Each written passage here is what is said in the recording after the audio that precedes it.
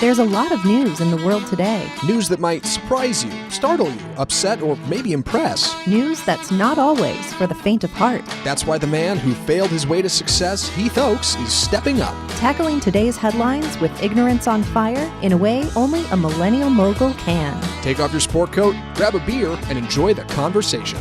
This is Second Shot with your host, Heath Oakes. Rudolph the red-nosed reindeer Had a very shiny nose. Man, that was bingo. We didn't even Very plan that. musical That opening, was yeah. Pound it, man. It's true. There was no conversation of that preceding this episode. There was no conversation, You but just we went just for it. did that. Like we Nice just moves. made that happen. Good melody. Yeah, I appreciate it. yeah. You know, because Christmas coming up. You know, you Tis gotta the be season. You Yeah. have to be jolly. We got Marisol here again. What's up, Marisol? What's up? Thanks for having me again. And then Zach and Matt always.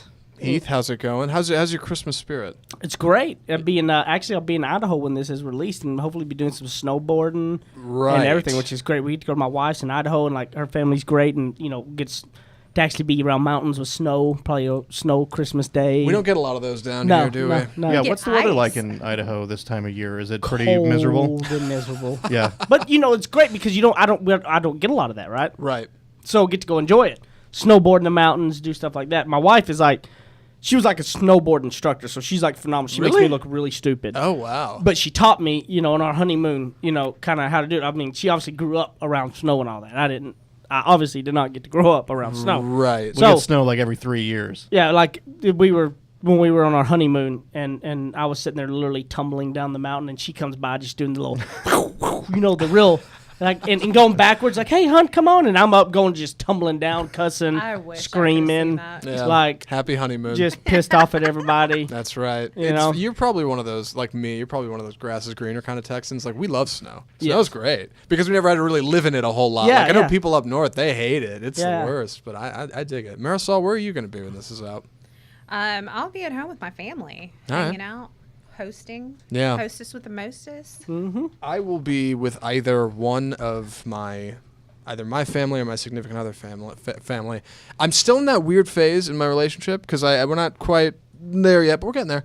Where I don't know If we y'all haven't do worked out the- the holidays. Which house do you go to? How do you Or do work you? that out? Because are you're not like engaged or anything like that? So it's kind Yeah. of like, yeah, So I know. it's I not remember officially that. an obligation yet. Yeah. I mean, it is though. But I mean, How long y'all been yeah, together? A long time. I got to start making some moves here. I got to start making some okay. things happen. So you've been, so you've I've been. been how long? slacking. How long? Oh, I'm almost ashamed to You don't say. even What? want to say. Tell me. 7 years. Oh my! Whoa. High school sweethearts. Oh, I know I'm nuts about this girl. that's Zach. I got to do something about this. I know. It's Yeah, time. I think I yeah. got to. 'Tis the season. I'm feeling jolly. Yeah. Yeah. I don't know. You get cozy with the ones you love. Yeah. Anyway, yeah, enough about Okay, me. so no, y'all are not in that weird spot in your relationship, by No. the way, when you've been 7 years. So No, get that out of your that's mind. Yeah. Yeah, those are obligations by this point. All right. All right. Well, There's no weird spots. It I is don't need. I full-blown don't need. I obligation. don't need the whole studio to tell me I'm doing it wrong. Yeah. Well, you just did. The That point. just The point happened. is, I will either be in Houston or Fort Worth on the day, Yeah. one or the other. But yeah, I'll be somewhere. So, you know, we just thought this next headline was such a Christmas story. Because everybody gets really jolly during It's the true. holidays. Gives you a Yes. warm, fuzzy feeling. Yeah, so this is, I just saw this and about died laughing. I mean, I thought it'd be perfect. So read us this headline, Zach. Florida opossum found drunk after liquor store break-in. And there's literally a picture of a possum with a bottle of liquor. Little bottle of Absolute or And this is something legit. there. This is not us lying. This is a real story. No, from Walton Beach, Florida. An opossum that apparently drank bourbon after breaking into a Florida liquor store sobered up at a wildlife rescue center and was released unharmed. On November 24th, the liquor store employee found the animal next to a broken empty bottle of bourbon when they showed up in the morning. Apparently, over the evening, the opossum had slipped in through a hole in the roof, got through the rafters, tipped a bottle of liquor onto the ground, fell down next to it, and drank the whole freaking thing. And a Happy New Year. And a Happy New Year. You think he's dreading the holidays? Oh, man. I mean, did his wife just leave him? What happened to him? And this is such a Florida. I lived in Florida and I loved Florida, but this is such a Florida story. Oh, like, it's true. like, do the craziest things not come out of Florida? Like, if you hear the most random, weirdest stuff, it's like Florida crazy is like that's what happens. Something. It's always crazy in Florida, but like this dude, like this possum had it rough to break in and just lay there and chug the bourbon all night. That's what I man. said. Did his wife leave him? What happened? To wrap the story really quick before we get into it, the possum's okay. After apparently 2 days of flushing him with fluids and IVs and who knows That what. is great. He didn't have a hangover. He's all right. The possum made it. No animals were harmed in the making of this episode. That is absolutely hilarious. Oh, it's fantastic. Wouldn't you love to see a video of that the actually in-store happening. camera of There's him got to like be a security tipping it camera over, laying there? of that possum just drinking it and then just falling over. Yeah. And just lays there the rest of the night. And then it's like when he came to, he's still just laying in the bourbon, so he just keeps drinking it. He went straight for the hard stuff. No, like came to in beer, the- nothing. yeah. Straight liquor bourbon. Oh, that's the way to go. He had knocked down the whole bottle and came to in the drunk tank, right? Like Yes. that's the tale as old as the time. Like, Yes. oh man, what did I do last night? I'm in jail already. Woke up at the wildlife reserve like, oh no, they found me. They got me. They got me. Oh, that in poor Florida, possum. all crazy stuff happens in Florida. It's true. Now it's a very hilarious story, and I laughed, and I thought it was, I thought it was a joke at first, and I realized it was actually a real story, and I laughed. But something I was looking at it, and I thought, talk about possums. Possums play dead. That's kind of the whole thing. You're playing possum, right? Because if you come around, a possum will play dead, so you'll kind of keep going on, right? And so when you think about possums and you kind of think about that, a lot of times, especially with the holidays coming up, we always tend to want to exaggerate our issues and kind of play dead with our issues, I think. So whether you're sitting there around your buddies or whatever, and you just want to, griping about your wife just because that's kind of what the guys do, you think.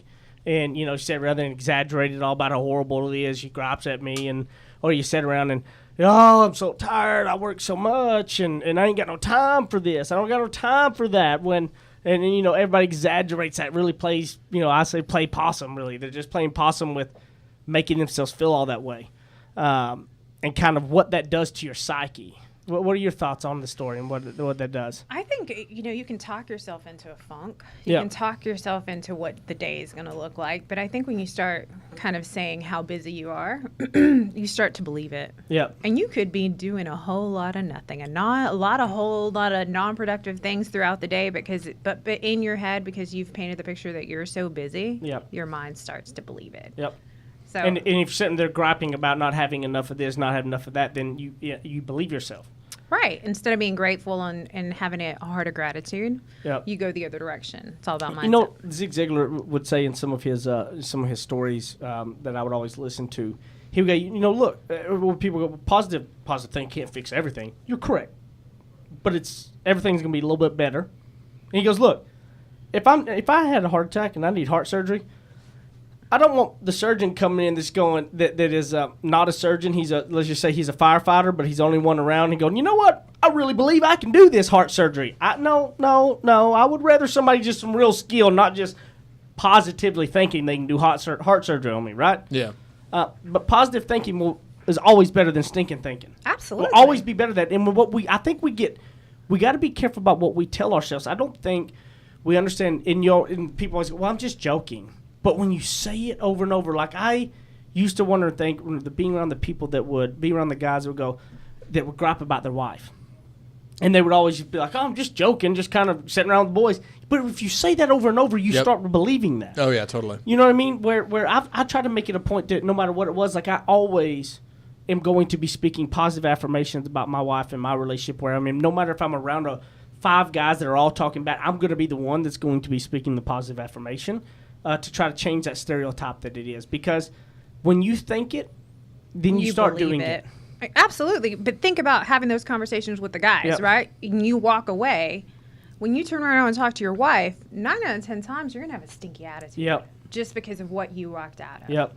And I think that happens a lot today in society is people you're supposed to be busy. Work is supposed to be horrible. Yeah. And when you're on the other side of it, people think you're crazy. Yeah. But it's not. But it doesn't have to be, right? No, absolutely not. Because it bleeds into your life. Yes. If you're happy and you're in a positive state of mind, it feeds into your personal life. It feeds into your work life, and so forth. You can't keep playing dead. You know. You can't. You can't keep laying there and playing possum with, always saying, "Oh, I'm so tired. Oh, I'm working so hard. I don't have time." You do. You got to start saying, "I do have time. I'm gonna make time. I do." I can put in more, and I can put in more effort. I know a lot of the people that are listening to will go, yeah, I'm sure you really do that. I really do, and I know a lot of people think it's corny, but honestly, the positive talking of that, whether you're joking here and there or not, it honestly makes a massive difference. Do you have any aspects where you've had that kind of change with you that you've done before or after that kind of really you saw it when you really took a hold of that? Absolutely. And I can even tell you now, like getting back in the groove of things since I had Luna, I got out of some of those habits because I was sleeping later because my sleeping patterns were off. But even here lately, getting back up earlier in the morning to listen to my positive podcast, do some reading in the morning, it really has shifted me back into, okay, I'm back on this horse. Let's do this. I'm ready to achieve greatness. But it does have a profound effect on your mindset. And understand, you there's times you could probably be around me that I'm going to have some negative thing to say. Sure, you're only human. I'm human, so Right. I want to make that very clear. But I want to understand this. I want everybody to understand this is 70% of the time I'm not making those mistakes. And I can tell you this, 70% of the time if you hit it right, you're going to kill it. You're going to be such a different person.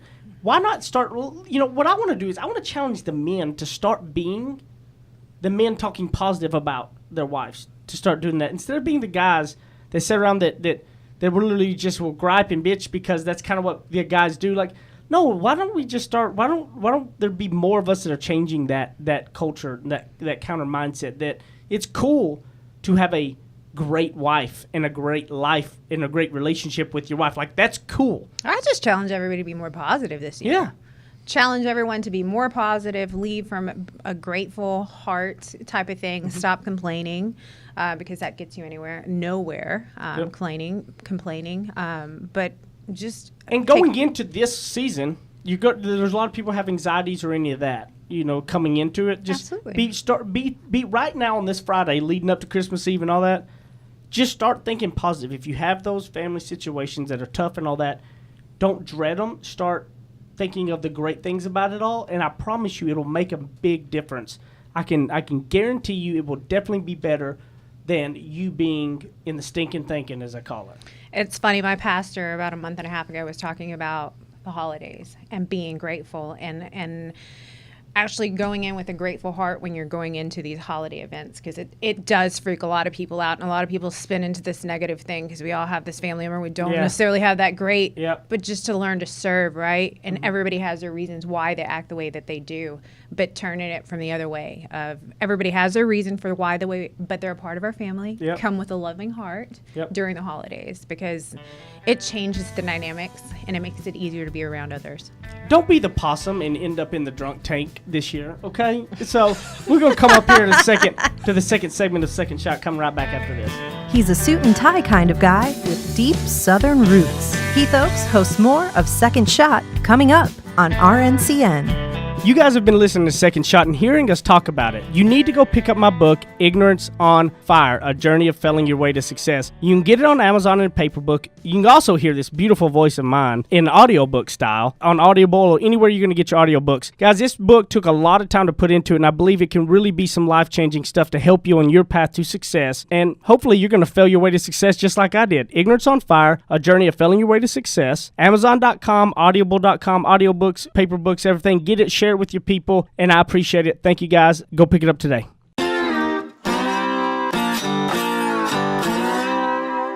Ready? Aim. Fire. Second Shot is back for another round on RNCN. It's always kind of weird because Zach has got me thrown off here because he doesn't have the intro music playing beforehand. He's doing all the editing, and so it's like, do I go? Do I speak? Say yes, no? And I'm torn here because on the one hand, since we don't have it, it's going to sound perfect. Like, right as we finish talking, it's going to be like, come back with more Second Shot right after this. Like, it'll sound real tight, but you're right. It's not quite as It kind of organic. throws me off a little bit. A little bit, yeah. Yeah. I know what you mean. It's just an odd silence. And besides the fact that I can't really hear in my ears still because my ears still haven't popped because when I was sick, I honestly can't hear myself very I well. feel like you just got off an airplane. I do, yeah. For 2 days in a row. For 2 or 3 days in a row Oh, now. I'm so sorry. I can't stand that. That is the worst feeling when you get off an airplane. Yeah, the airplane jet turbulence. I'm going to tell you this. We're going to look like the Clampetts getting on the airplane going to Idaho. We got taking Charlie, my dog, and we have Brighton Jenny, myself, and I got us first class seats. We're piling up in first class with our dog, our baby, and all that.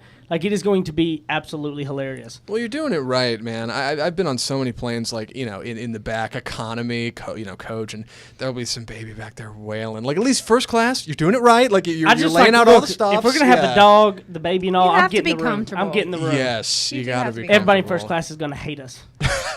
We're literally going to look like the Beverly Hillbillies. Whatever, it's the holidays, you know? It's the What are you gonna holidays. do? People I'm probably going to anticipate wear that. shorts with my boots just to, exaggerate. You mean you're not please going to wear do. your matching suits? Beverly Hillbilly style. You're not going to wear your matching suits? Go socks and flip-flops. Yeah, just lean yeah. right into that. Going to Idaho. Jenny really hates that Does she? Do you do that too? all the time. It's such a Just around the house. I mean, I don't go out. It's just I just don't. Do you want know it. that my 15-year-old son does that? Yeah, see, and your it 15-year-old son is drives cool me bananas. because he's cool. Drives me bananas. You just wish you were as cool as us. No, Yeah. I will make him, like, if he tries to go across the street, if he tries to leave the house like that. Jonathan, if you're listening, Jonathan, keep doing it, buddy. You're I cool. tell him to take his socks off. You're not going anywhere like We that. need to get officially licensed You're on the socks cool and flip-flops for track. second shot. Yeah. All right, so this other story, this is something interesting. Google reveals their most popular searches of 2017. I'm always fascinated by Google's too. search terms of the year. This one is a video article, so I'm just going to let it play, and we'll talk about it after, I guess.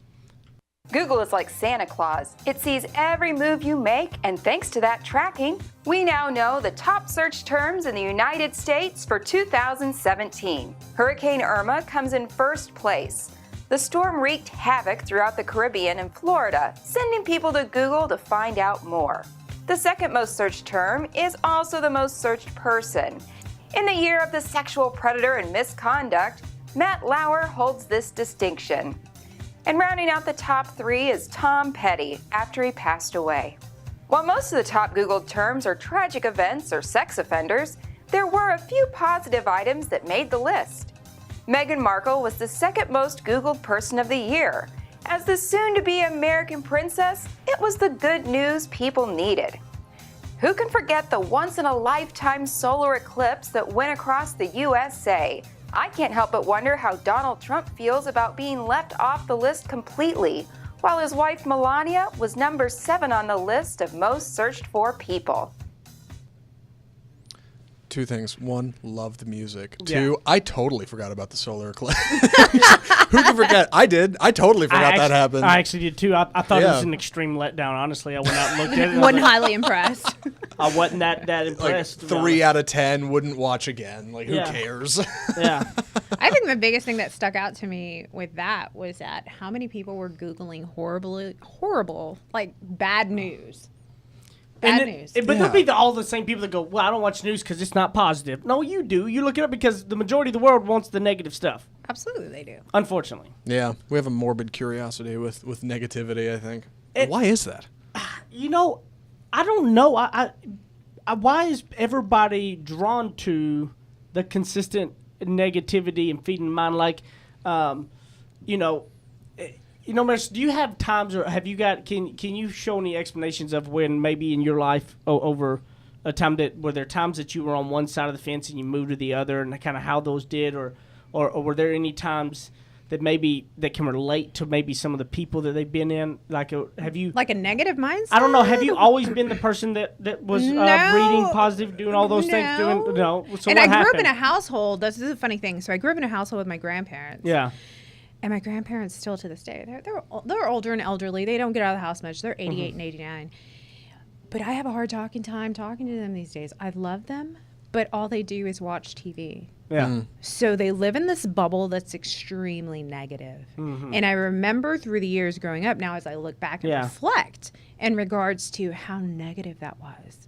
And the negative thinking and, oh, don't leave the house and don't make that career move. I mean, I can think back of how that, to now where it's just like, I have to contain that because I know how I've fed my brain and the direction. So why I'm did going. that change for you? How did that happen to where maybe others that are kind of sitting in those similar situations can maybe start making the switch instead of looking for the negative news to go into the positive aspect? I think it was who I surrounded myself with, quite honestly. It was, hey, read this, or hey, read this, you may like it. And the more I kind of ingrained myself in it, the more I did. So the less less I wanted to hear any of the negative stuff, to the point now I'll read headlines, but I kind of contain that. I don't watch the news a lot just because of that mere fact. I don't like all the negativity. See, and I'm one of those that I can listen to all of that. I can see all that, but like my forefront and foundation is feeding my mind of the things I've learned to learn. And here, the biggest thing is learning and growing in general. Absolutely. I believe that learning and growing in all facets of your life spin off of positivity. I can promise you that if you're sitting there in spots where when you're down, you're not growing in any areas. Like when I wanted to become a pilot and I was trained to be a pilot, I had nothing to do with my job, right? Right. But I was fueled with ideas and things out in my job because I was so ingrained in learning that too, because there were so many things. It was just thinking, oh my God, the wind and the taking off and kind of the autonomy, the things that just ran across. It fueled me in all aspects of my life. So I honestly believe that growing in all kinds of ways fuels your whole life. Absolutely. I think when you volunteer, I think when you read a book, when you listen to a podcast, yes, it's to gain more than anything. It's to spark new inspiration in your life. Yep. That kind of gets your mind going in different directions just due to listening to whatever that person's going through. Or oh yeah, no, that's a kicker. It really is. I mean, you can sit there and find a negative in everything. And you can sit there and say that all the stuff that people talk about and we do here, that it's all corny. Or you can do it and try it and see if it makes a difference. You know? Sit around bash it all day or try it. Try something different. Sure. And when I look at it, we sit here and we search all these things and you don't really realize it's all of those little bitty things that you feed yourself with that it turns into that snowball of that's who you become. And it can be easy, I feel like, to get carried away with this stuff, to think to yourself, well, you know, you can look up somebody like Matt Lauer and go, wow, that's rough for him. At least I don't have that in my life. My life is so much better. And that might help you sleep at night thinking, okay, well, I'm good and other people are bad. I'm okay. But really all it does is put you on a scale with people you shouldn't want to be on a scale with. You shouldn't want to compare yourself to people like that. You shouldn't hold yourself up to some kind of imaginary standard for your own, I don't know, self-vindication, like for no reason other than to make yourself feel good. It goes back to if you just live your truth, you don't have to worry about it. No, not at all. You know, like you know, how horrible was it about the videos with Matt Lauer coming out of him, you know, him interviewing Bill O'Reilly about sexual harassment and like grilling him about it, and it's like, and you turn around and he's doing the same thing. Yeah, it's like, just live your truth. Live your truth and don't worry about others' truths. You know, you can only worry about yourself, right? Like, and I think I love that, just living the truth, like who you are and staying facet to it. And you know, we go back whenever I was asking you about that, I do agree, like who you have around you makes the most massive difference in the world. Absolutely it does. Like, and sometimes you'll go and understand this is just an excuse. So if you say, well, that's my job, all those people suck, okay? And, you know, Ziegler said in one of these stories he talked about this lady come up talking about she hated her job, and he said, well, what's some good things about it? Well, I just told you I hated everything about it sucked. All the people suck, everything sucks. He goes, well, are you getting paid? Yeah, I'm getting paid. I'm actually getting paid pretty well. You have benefits? Yeah, I got benefits. So those are two good things. Okay, well, I didn't think about that. And he said, so what I want you to do is write down 20 things that are good about it. And, you know, you got paid. You know, you got sick days. You got a holiday. You got a place to sit. They give you free pens, right? You get to get a lunch break. Like, look for the small things to be grateful for with it. And say them to yourself every morning before you get up. He said 6 months later at an event she was there, and she called, you'll never believe how all those people changed down there. You know, when it was purely just her mindset changed. It wasn't that everybody else changed. It was just that she wasn't looking for the negative in them all the time. One of the biggest things that we do in our lives is we need to be more careful about who we let sit at the table with us. Absolutely. Yeah. It makes a big difference. I mean, I'll tell you in the last few years, who sits at my table is so different. Mm-hmm. But what I've accomplished personally and professionally has made a big impact, and it bleeds on into other facets of your life when you are mindful of who sits at the table with you. It is. Robert Halbert was the one who always said that, who you let sitting at your table and hold your fork, you know. And it is so funny that we let people at times, we will let people in our ear and give us advice that are people we don't want to be like. Like, think about that. If you'll think about it, you'll go, so-and-so is always negative and stopping me. Well, do you want to be like that person? No, I don't want to be. Then why are you letting them give you input? That's crazy. You're letting them give you ideas and thoughts, and you want nothing to be close to them. If whatever they tell you, you should almost do the exact opposite. But yet we still let these people sit at our table. I'm not saying you disown your family, you disown all that, but you know what you do? You do distance yourself. You put your boundaries up. You got to know your boundaries where it is. And then what you've got to do is got to go to places you've never been and never go in order to meet other people to get your circle, change your circle.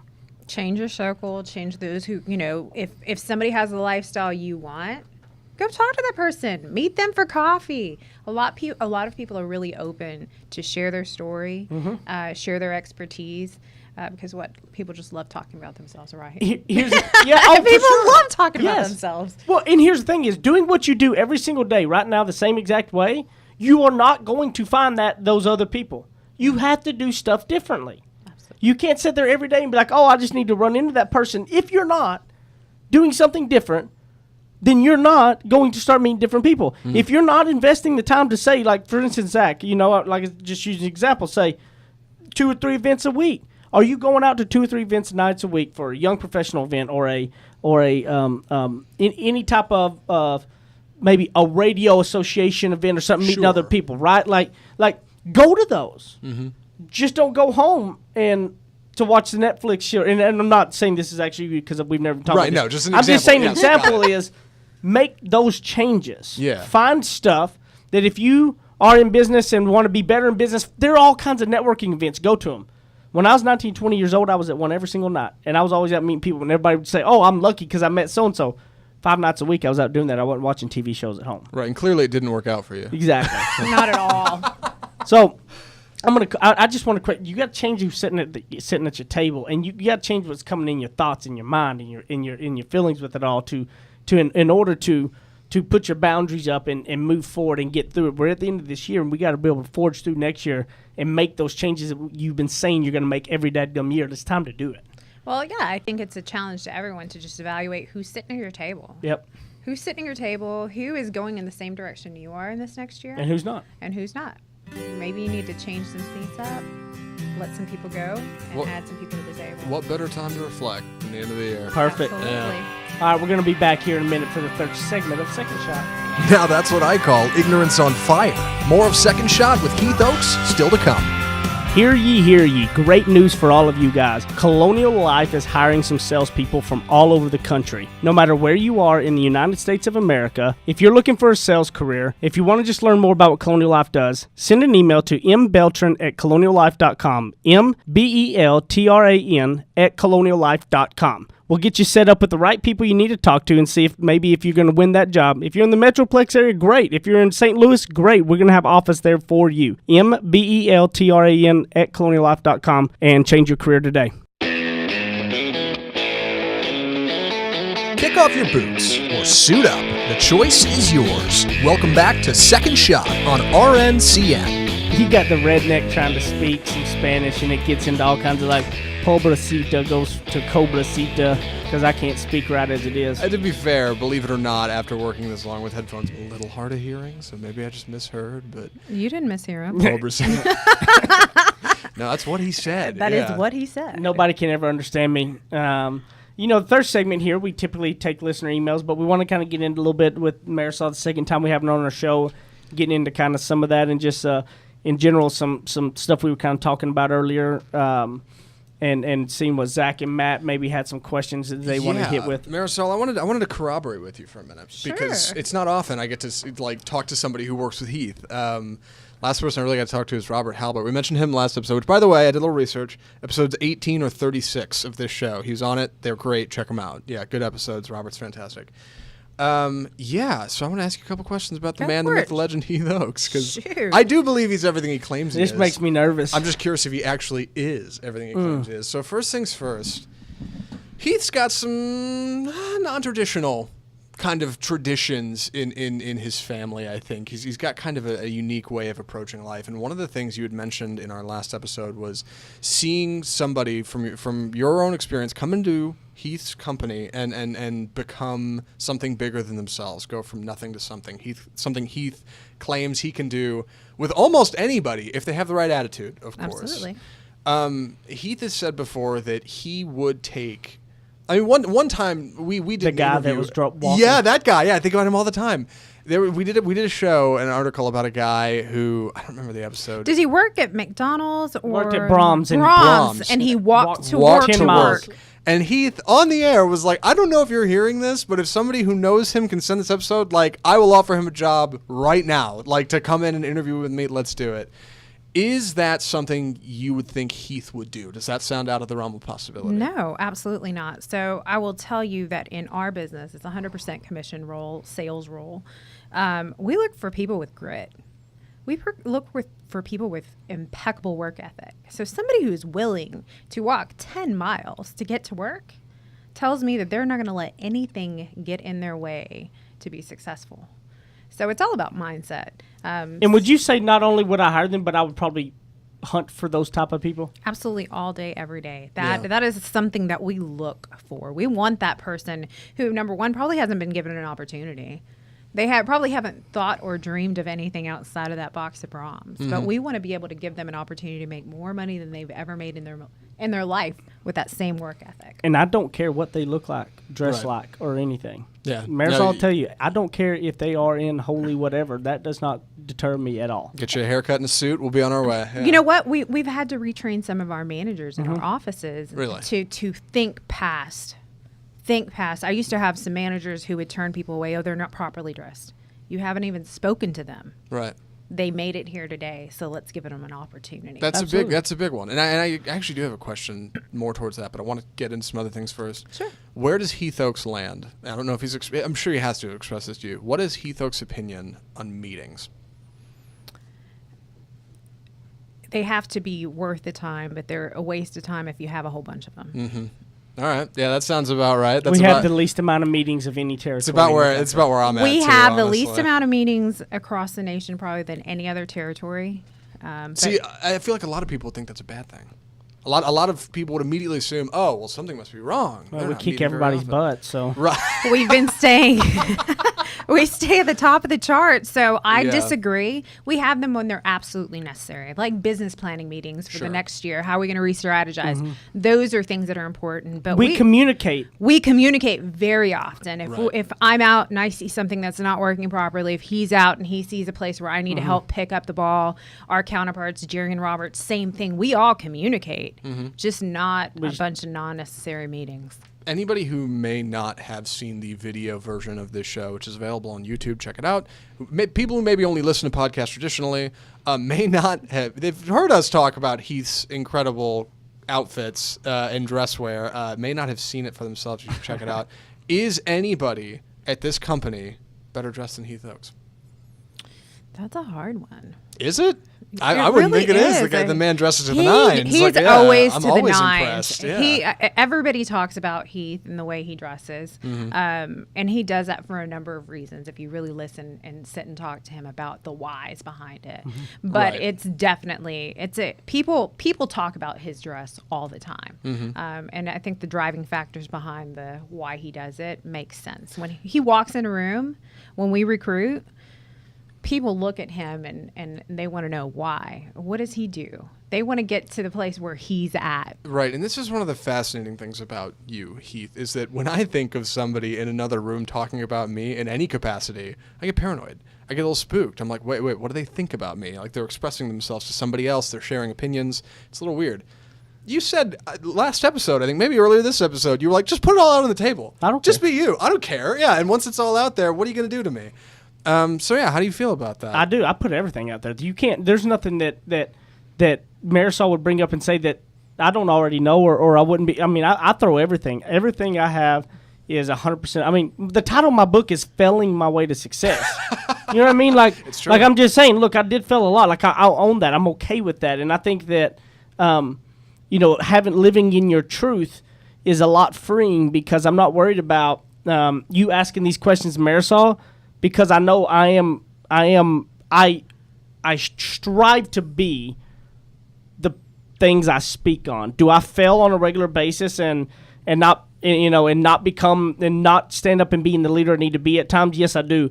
But I do believe that everybody that works for me knows the majority of the time I'm doing what I say I'm going to do. I fail just like everybody else, but I don't worry about what people would say or not say. And I don't, nothing, your opinion of me either way is not going to affect my life. I'm not going to let you affect me. I was going to say, one of the things, I think key things in working with him that really stands out in terms of kind of perfecting what we call our story in our world and why we got to where we are and so forth, was Heath goes, you always have to tell the bad parts of your story too, because that makes you more authentic than anyone in terms of people have to know that you failed in life, and it gains a certain piece of trust. And I totally agree about that, because people only see what they see standing in front of them. And they have to understand where you came from. And that's one of the most powerful stories or pieces of recruiting, at least for my role, is being able to be genuine in who I am. Same thing with him. It's so genuine, and people go, oh, so you always haven't been that guy wearing the Rolex and the fancy suits and so forth. You came from the trailer house. You came from a trailer. So it becomes very authentic. One of the things I like most about doing this show with you, Heath, is your you have this brilliant you have this brilliant combination of traditional business mindset and like radically liberal ideas. And when you work at a company called Colonial Life, you assume it's all going to be traditional. Yeah. And you have those fundamentals. There's steel in those walls, but it's different. You have less meetings. You guys have better interaction. You're not judging people based on how they look, but by their character. You're able to look past that and look a little deeper. And I think that's something that maybe wasn't as present back then, but it works now. So when you look at a company like Colonial Life and people immediately assume, which is something you guys strive not to do every day, that this is traditional, this is by the book, and then you find out, wow, this isn't what I thought. How does Heath Oakes play into that? He's always pushing the button, right? He's always pushing it outside of the box. Like, right, pushing the button. We're always trying to create this environment of this is a lifestyle you can have. Yeah. Takes a lot of work, but course. it isn't this. It's not the traditional place. We have a lot of fun. We all work hard, but we try to always create that energy, that fun energy around us to push outside of the boxes. But there's a high accountability behind that. There are high expectations at all times, but we all push each other to the limit. Always. And he drives. I mean, he's our leader. He's at the top of the house. He drives that down all the way down to our managers. But the kicker too is knowing what your foundation of morals and ethics and stuff are, and putting people like Marisol around you, and then letting her do her deal, and not I always say, if I'm hiring anybody, if you need to be micromanaged, you won't work for me. You will hate me. You will hate me as a boss if you need to be micromanaged. Right. Because does anybody ever? I could care less what time you come in, where you go. What do I ever ask you any of that? Never, ever, ever. Never. Right. I don't care. As long as I do my job. Your results speak for themselves. She's going for her first 3 years will be number one in the country. Yeah. Why would I mess with that? Right. You know what I mean? Yeah. Which is, I said, it's a liberal attitude. Yeah. Like it is. Yeah. Do what you want. Yeah. And it works. It shows. But it's the result. If she didn't have the results, it wouldn't be that way. Of course. That's the difference. That's where that's got to come into. I believe, and then I put people like Marisol around me that have the same foundational core character beliefs. We have the same foundational beliefs of right and wrong, what our morals are, what boundaries be pushed, and all that, right?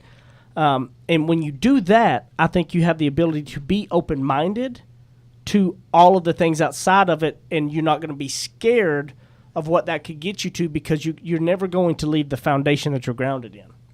Last question, because we're almost out of time.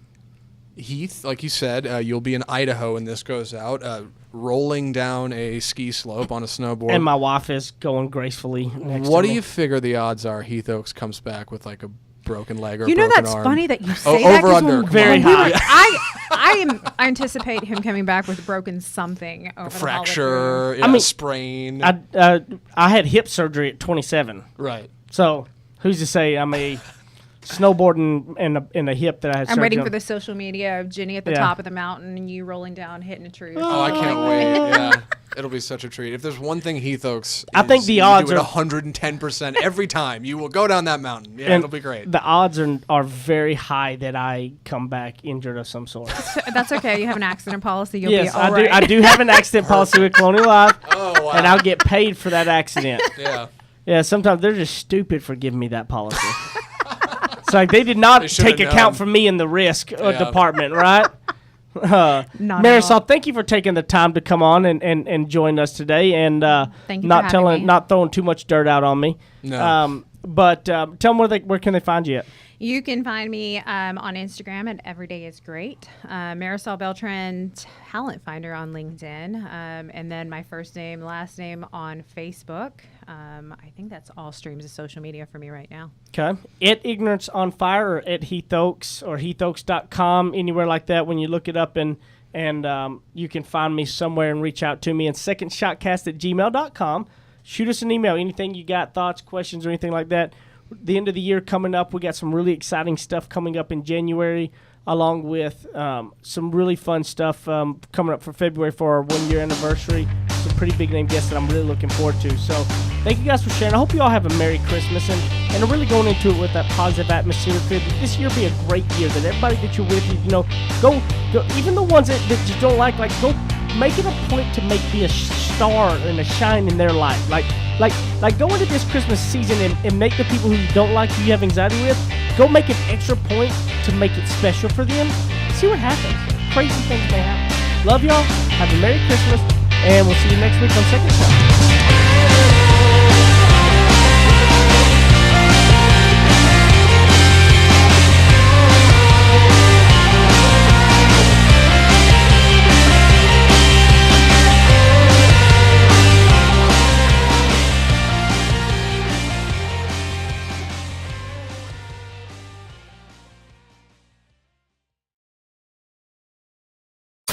You're listening to RNCN, the digital destination for premium talk radio.